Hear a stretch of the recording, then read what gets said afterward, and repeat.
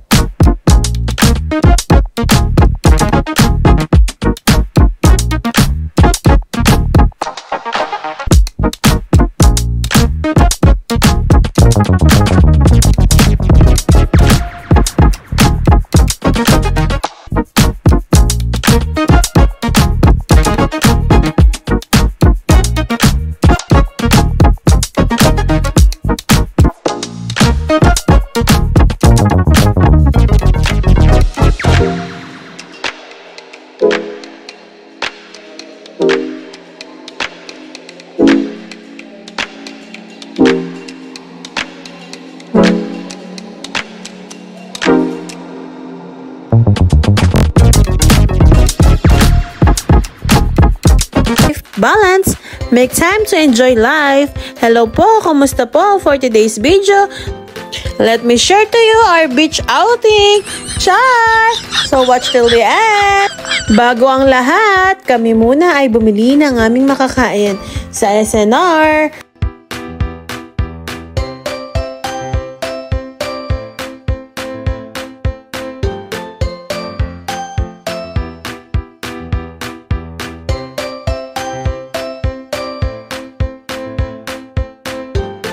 Bumili lang kami ng makakain dito at nakipag-pre-taste. Char!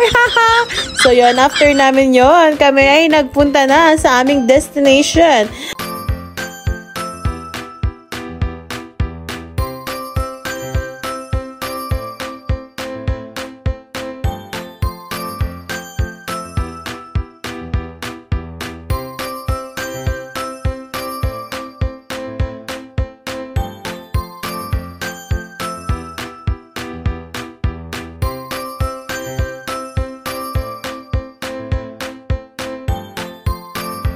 At welcome to Azur North San Fernando, Pampanga.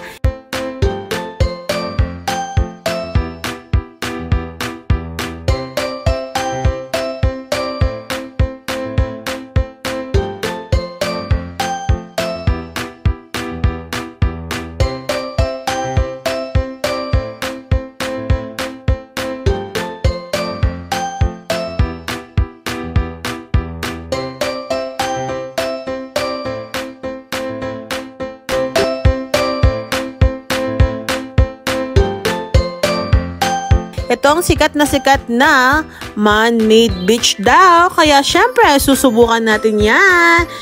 We need to check in. Tapos after nyan, kami nagpunta na sa parking with the authorization of the owner. And we advise po na pumunta po kayo na mas maaga sa check-in time nyo. Kasi madami pa po silang kailangan i-process or gawin bago po kayo makapag-check-in. May pre-parking naman po silang allotted pero we decided na lang po to park po sa P-parking nila with the authorization of the owner. So yun, 3rd floor po ang parking at kami ay nasa 17th floor dito sa Bali Tower.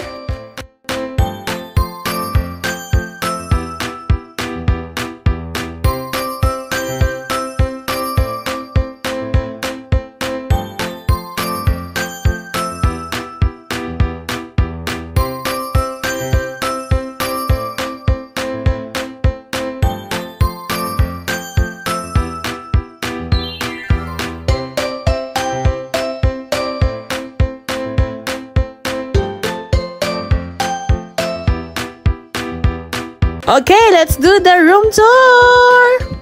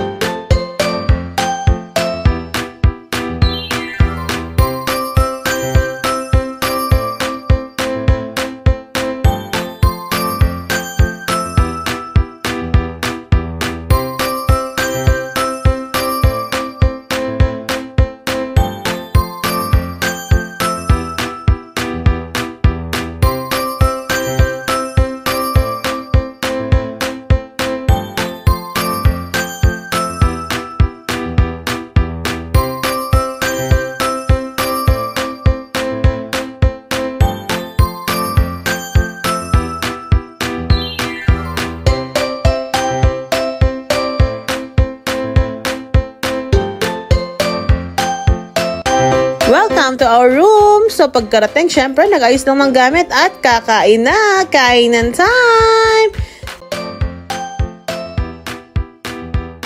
Na may chikahan. Sobrang daming chika. Char! In Kapampangan, balo may kaya, o may nanyi kaya na. Ikaya na niya kasi kaya na. Ito sa sobra ka. In Tagalog. Si ano, napano si ano, ganon. So yun nga, tapos ang aming kaya may daming chika. Then suddenly, nabigla ako kasi nagchat ang aking best friend at sabi pinapababa ako. Bakit daw? Kasi nagpa-deliver daw siya ng pagkain. Oh my God, I'm so touched. Thank you so much, my BFGF. Miss you so much. See you soon, please.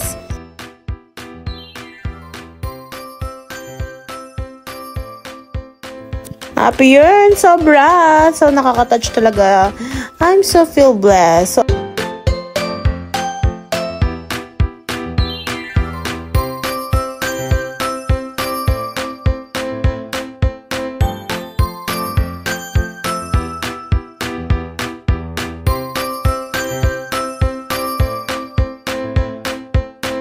after nun, picture taking with madaming picture with a magandang view.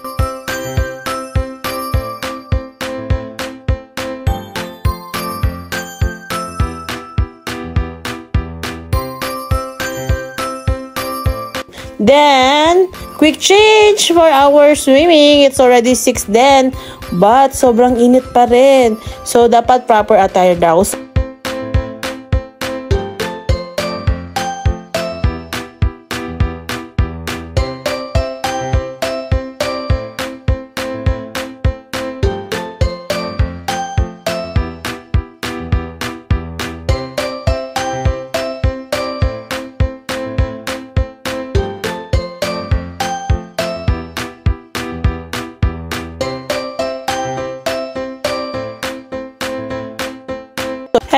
Ito na ang man-made beach. So yun, ang entrance pala dito ay 200 each. So bago ka makapasok, check muna ang iyong outfit kung pasok na pasok sa kanila.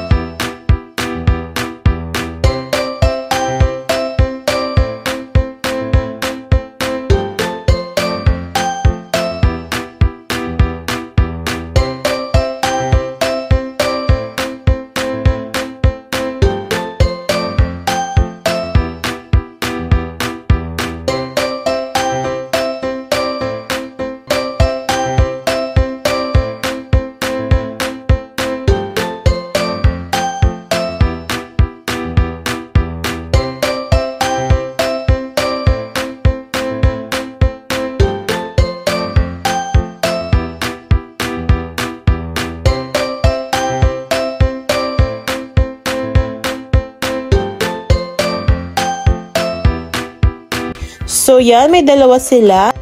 Pool, yung isa, wave pool, at isa naman na yung may sun. Na parang nasa beach ka talaga. So inabangan namin dito ang last wave. Ang last wave daw nila ay nangyayari ng 6:30 PM. But suddenly, hindi kami nakapag-video kasi in-enjoy namin ang wave. At nakaka-enjoy sobra. So ito ang mga last minute bago matapos ang swimming time nila.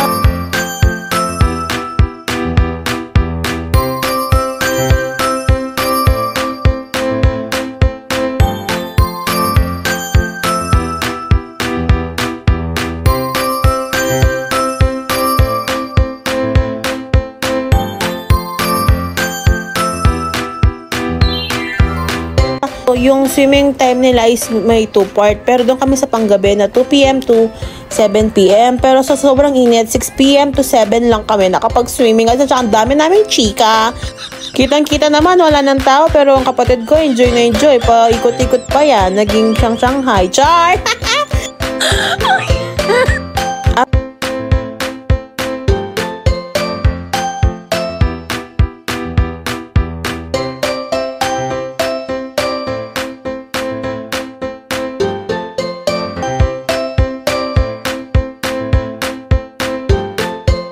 After nun, bumalik na kami sa room para magluto ng konting dinner.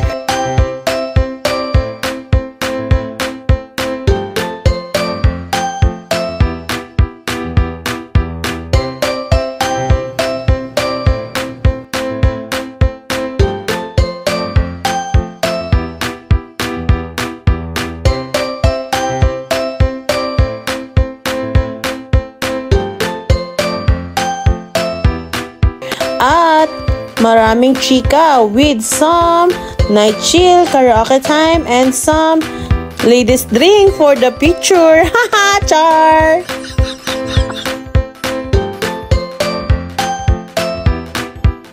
Siyempre, hindi mawawala ang movie marathon na nagpaiyak sa 3. Pero ako kasi pinanood ko na yan, kaya alam ko na yung feeling. Kaya abang nanonood sila, tinulugan ko. And wake up with this beautiful view.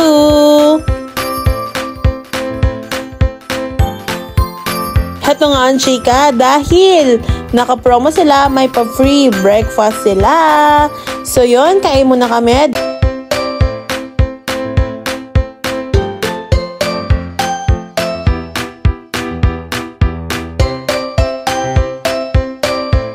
Then, back to reality na.